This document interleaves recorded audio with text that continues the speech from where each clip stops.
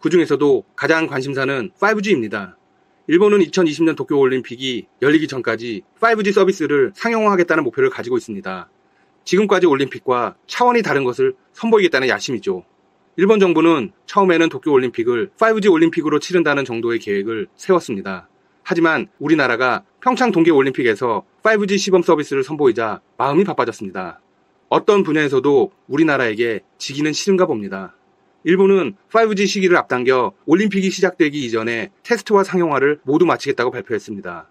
계획을 이루기 위해서 일본의 이동통신사 1위인 NTT 도코모가 가장 먼저 움직였습니다. NTT 도코모는 올해 9월부터 5G 시범 서비스를 시작하겠다고 밝혔습니다. 그리고 이를 위해 한국의 통신사들과 긴밀하게 협력하고 있다고 밝혔습니다. 하지만 최근 일본의 화이트리스트 배제로 우리나라와의 관계가 급격히 나빠지면서 일본의 통신사와 한국 통신사의 사이도 불편해졌습니다. 국내 통신사들은 현재의 상황을 이렇게 밝혔습니다. 당장 일본과의 협력을 중단하거나 관련 지분을 매각하는 등의 움직임은 관철되지 않고 있습니다. 다만 현재의 상황에서 긴밀하게 협력을 확대하기는 어렵습니다.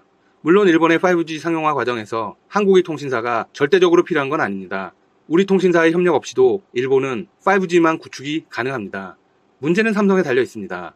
여러분, 일본은 우리나라 스마트폰을 거의 사용하지 않습니다. 사용하더라도 제조사명을 지우고 판매가 되고 있습니다. 일본의 스마트폰 시장은 애플의 점유율이 엄청나게 높습니다. 애플 다음은 소니입니다. 삼성전자와 LG전자의 일본 내 스마트폰 점유율은 거의 미미합니다. 하지만 5G의 경우는 다릅니다.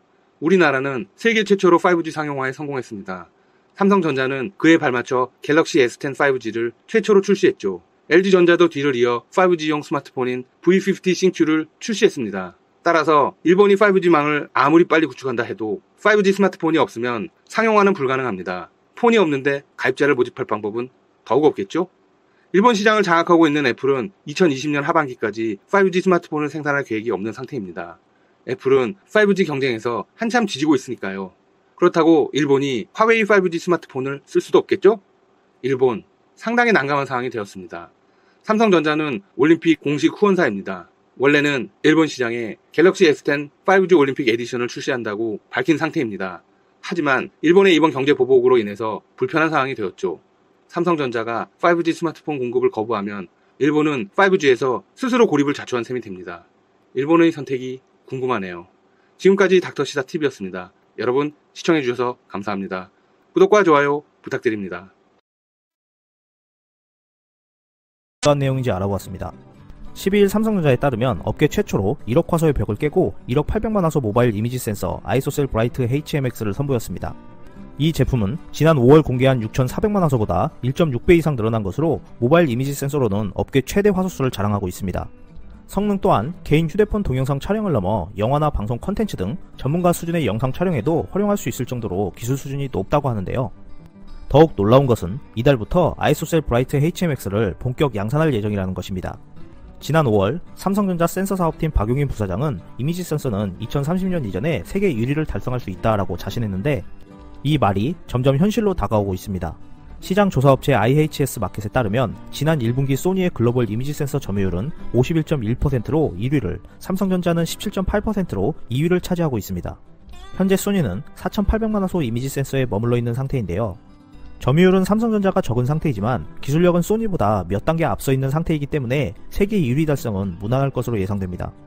또한 첨단 기술의 강자였던 일본의 IT 침몰위기는 점점 더 커져가고 있는 분위기입니다. 12일 일본 언론은 왜 일본은 한국보다 언론의 자유도가 낮은가라며 언론 통제에 대한 한숨 섞인 보도를 하였는데요. 한국에서는 이미 며칠 전에 보도된 내용들을 이제서야 도쿄올림픽 5G 위기라며 보도를 시작했습니다. 아무래도 아베 정권이 추진 중인 사업이다 보니 조심스러운 듯 보입니다. 내용을 살펴보면 12일 일본 언론은 도쿄올림픽 5G 계획이 한일관계 악화로 암초를 만났다고 보도하였습니다. 아베 정권은 2020년 도쿄올림픽에서 5G 네트워크의 상용화를 목표로 계획을 추진하고 있었습니다. 하지만 아베 정권이 자초한 한일 간의 무역관계 악화로 일본의 목표 달성의 불확실성이 증가되고 있는 것인데요. 이유는 전세계 공용으로 5G 기술을 지원하는 스마트폰이 삼성 갤럭시 S10 5G와 LG V50 싱큐 5G밖에 없어서입니다. 일본이 5G 네트워크 구축을 완료했다 해도 5G 스마트폰이 없다는 것인데요.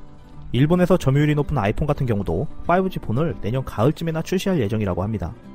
애플이 도쿄올림픽을 위해 기간을 앞당길 가능성도 있겠지만 아이폰의 메모리, 디스플레이 등 주요 부품을 삼성에서 받아 만들어지고 있기 때문에 일본에 공격받은 삼성이 물량 부족 이유로 공급을 늦춘다면 도쿄올림픽 기간에 5G 상용화 계획은 물거품이 될 가능성이 높다고 할 수 있습니다.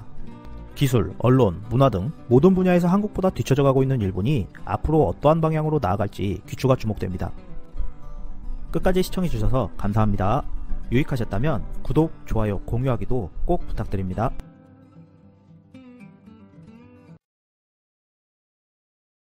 이런 주제로 얘기해보겠습니다. 일본 정부의 한국에 대한 수출 규제가 중국의 반도체 생산에도 영향을 미칠 것이라는 분석이 일본 언론을 통해 나왔습니다.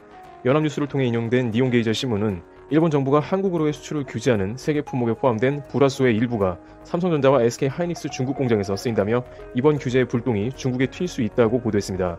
간단하게 설명하자면 한국 내 일본 모리타와 스텔라 같은 일본의 불화수 제조 공장들은 핵심 원료를 일본에서 받아 한국에서 제조를 합니다. 그 다음 한국의 삼성과 하이닉스 반도체 라인으로 투입되는데 다시 일부는 중국 시안의 삼성 낸드 플래시 메모리 공장에 투입되며 또 일부는 장수성 우시에 있는 하이닉스의 D램 공장에 들어간다는 것입니다. 그런데 문제는 중국이 한국의 반도체에 절대적으로 기대고 있는 상황으로 중국 제조 2025가 미국에 의해 좌절되어서 중국 내에 있는 한국의 반도체 라인에서 생산되는 제품들에 전적으로 의지해야 하는 상황이 도래하는 것입니다. 니케이는 한국의 애널리스트 말을 인용해 삼성은 낸드형 플래시 메모리의 25%를, SK하이닉스는 D램의 40%를 중국에서 생산하고 있다고 전했습니다. 그리고 중국에서 결국 가장 많은 영향을 받게 되는 것은 화웨이가 될 것이라고 전했습니다. 중국의 한 애널리스트는 중국 기업들이 자국산으로 부족분을 메우기는 역부족이라며 현재 중국의 반도체 자금률은 10%에 지나지 않으며 중국의 기술 굴기로 40%까지 올리려 했으나 미국에 맡겼고 결국 한국까지 반도체 생산이 원활하지 않으면 화웨이는 물론이고 PC나 서버 메이커들도 영향을 받을 수 있다고 전했습니다. 이와 같은 이야기는 일부에서 일본의 수출 규제 노림수 중에 하나가 화웨이였고 이것에 미국이 개입되어 있는 게 아니냐는 추측을 하기도 했습니다. 일본이 한국 수출 규제 시뮬레이션을 수개월간 진행했는데 화웨이가 큰 타격을 받을 것을 모르지 않았을 것이라는 겁니다. 게다가 일본은 최근 중국과의 외교 관계를 크게 개선하려고 노력 중인데 그럼에도 불구하고 이렇게 화웨이까지 타격 범주에 들어간 것은 미국과의 사전 협의가 있을 수 있다는 것입니다. 그러나 한편에선 한미일 동맹의 균열이 갈 수 있는 문제이기 때문에 억측은 자제하는 것이 좋다는 의견이 우세했습니다. 또한 중국에서 클레임을 일본 측에 크게 걸어오는 난감한 상황이 올 수도 있기 때문에 이러한 수출 규제를 장기로 끌고 가기엔 어렵다는 의견도 제시됐습니다. 일각에서는 이러한 일본의 조치는 6개월 이상 지속 시에 글로벌 브랜드의 거센 저항에 직면하게 되어 있기 때문에 일본이 전 세계의 공급 사슬을 파괴하고 무리한 수는 던지지 않겠지만 분명 한국의 현재 진행되는 외교적 갈등에 대한 해답을 찾으려고 시작한 일이기 때문에 한국과 협의가 되지 않는 이상 갈등이 단기간에 끝나지는 않을 것이라는 전망을 하기도 했습니다. 한편 트럼프 대통령은 미국 시간으로 오늘 양쪽이 모두 원해야 중재를 할 것이라며 다소 유보적인 입장을 보이기도 했습니다. 트리블 튜브 여기서 마치겠습니다. 감사합니다.